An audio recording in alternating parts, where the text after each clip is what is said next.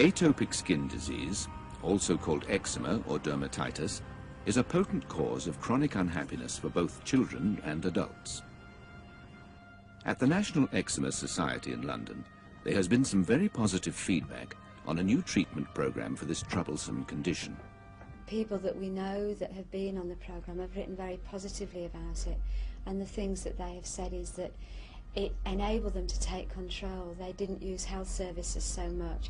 They were more able to manage the disease without having to go immediately back to their doctor. They just could get on with their lives, and they felt that they were living their lives as they wanted to do despite having eczema, whereas previously their whole life had revolved around managing the eczema, going to see their doctors and a constant round of creams and medications.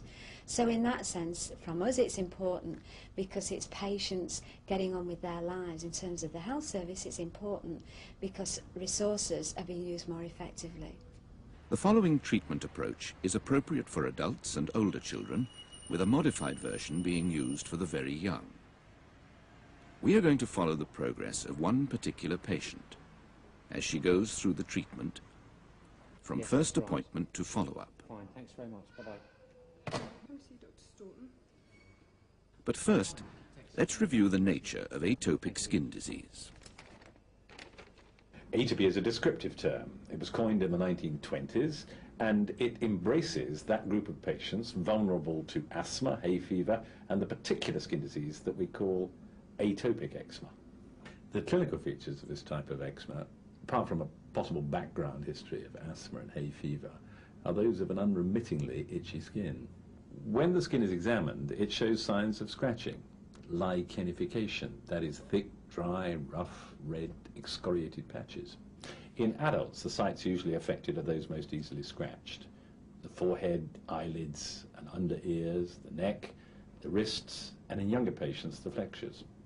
Thickened lichenification is the cardinal characteristic of long-standing atopic skin disease. Indeed, it was this that attracted the attention of the Swedish dermatologist, Dr. Peter Norren.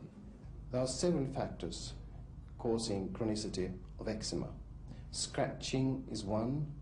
Inadequate treatment with steroids and emollients are other causes. I think that the treatment program is very simple and based on common sense, and I do hope that this video will enable the treatment to become more generally available. There's certainly no need to live with eczema. There's now a possibility to live without eczema.